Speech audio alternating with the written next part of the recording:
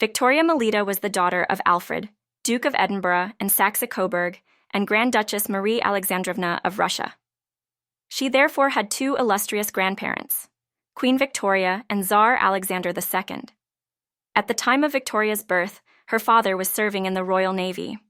Her childhood was spent at various naval bases and in a rented house, Eastwell Park, in Kent. She and her siblings also traveled with their mother to her native Russia, where Victoria fell in love with one of her cousins, Cyril Vladimirovich Romanov.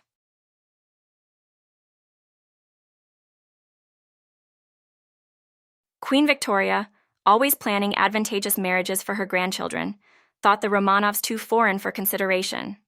The husband she chose for Victoria was another cousin, Grand Duke Ernest of Hesse. They were married on 19th of April, 1894. Ernest was a reluctant bridegroom, and on the day of the wedding, his sister Alex rather stole the couple's thunder by announcing her own engagement to Tsesarevich Nicholas, soon to be Tsar Nicholas. The marriage of her sister-in-law to the next Russian emperor was to shape much of Victoria's future life.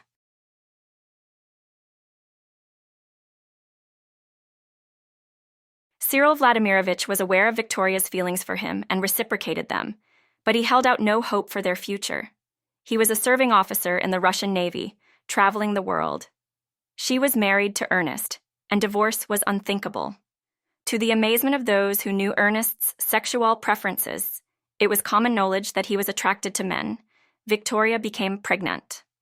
Their daughter, Elizabeth, was born in March 1895, and Ernie proved to be a besotted father.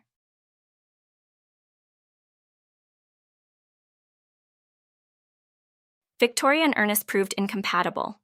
Victoria despaired of her husband's lack of affection towards her, while Ernest devoted much of his attention to their daughter, who he adored. Elizabeth, who physically resembled her mother, preferred the company of her father to Victoria. Ernest and Victoria both enjoyed entertaining and frequently held house parties for young friends. Their unwritten rule was that anyone over 30 was old and out. Formality was dispensed with, and royal house guests were referred to by their nicknames and encouraged to do as they wished. Victoria and Ernest cultivated friends who were progressive artists and intellectuals, as well as those who enjoyed fun and frolic.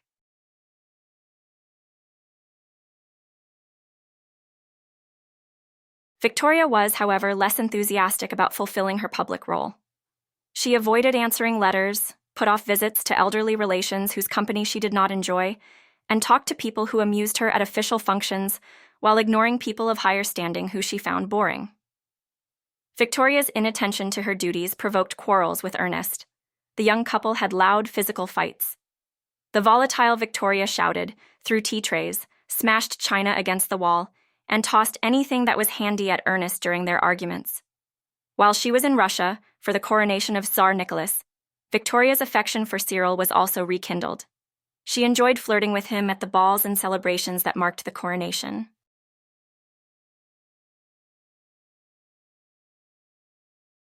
Victoria and Ernest suffered a further blow in 1897, when Victoria returned home from a visit to her sister Queen Marie of Romania and reportedly caught Ernest in bed with a male servant.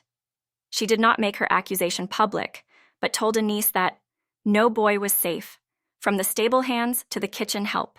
He slept quite openly with them all.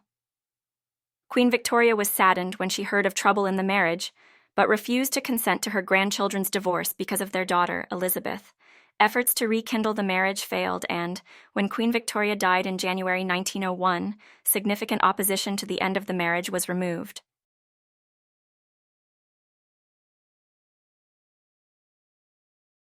Ernest, who had at first resisted the divorce, came to believe it was the only possible step.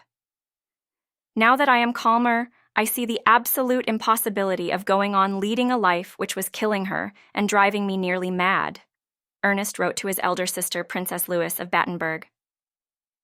The divorce caused scandal in the royal circles of Europe. Tsar Nicholas wrote to his mother that even death would have been better than the general disgrace of a divorce. Cyril, all too aware of the ramifications of marrying a divorced cousin, kept a low profile. Ernie's sister Alex, now Empress of Russia, was appalled by the divorce and the insinuations about her brother's sexuality. She became Victoria's avowed enemy.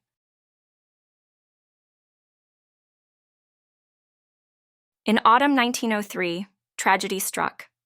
Victoria and Ernie's 8-year-old daughter died of typhoid during a November 1903 visit to Tsar Nicholas and his family at their Polish hunting lodge. The doctor advised the Tsar's family to notify the child's mother of her illness, but it is rumored that the Tsarina delayed in sending a telegram. Victoria received the final telegram notifying her of the child's death just as she was preparing to travel to Poland to be at her bedside. Victoria's grief finally brought Cyril to her side. The couple married on 8 October 1905. Without the Tsar's permission, Tsar Nicholas responded to the marriage by stripping Cyril of his imperial allowance, expelling him from the Russian Navy and banishing the couple from Russia.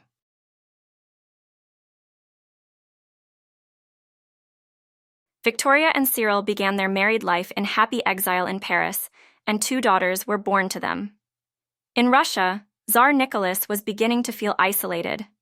His brother, Grand Duke Michael, had also been banished for marrying a divorcee. Cyril's father, a pillar of the Romanov family, was dying, and the young Tsesarevich, Alexis, was stricken with hemophilia. Nicholas invited Cyril to return to Russia and bring with him his wife and young family. Overnight, Victoria became the Grand Duchess Victoria Feodorovna.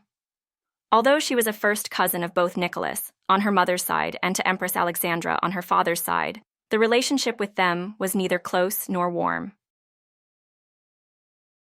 Victoria fit in within the Russian aristocracy and the circle of her mother-in-law, Grand Duchess Maria Pavlovna. As French was frequently spoken in high circles, Victoria never completely mastered the Russian language. The new Grand Duchess enjoyed entertaining at evening dinners and lavish balls attended by the cream of St. Petersburg society. When war broke out August 1914, Victoria formed an ambulance unit and traveled with it to the Polish front. At the end of 1916, following the murder of the Empress's controversial favorite, Grigory Rasputin, the Romanov dynasty began to splinter.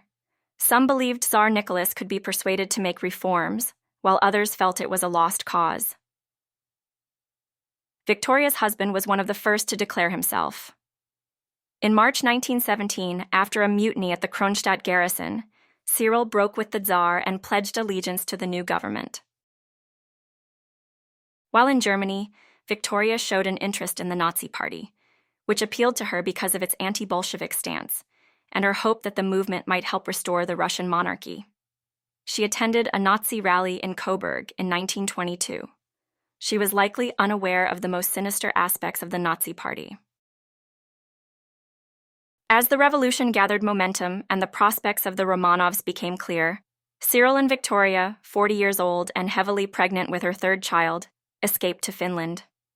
They spent the rest of their lives in exile, principally in France, where Cyril continued to use his imperial title and to plot for the eventual restoration of the Romanov monarchy. In late January 1936, Victoria was in Germany at a granddaughter's christening when she suffered a stroke. She died just over 4 weeks later and was buried in her family vault in Coburg. Cyril survived her by less than 3 years. The torch of restoration passed to their son, Vladimir, born in exile in Finland, and is still carried today by his daughter, Grand Duchess Maria Vladimirovna.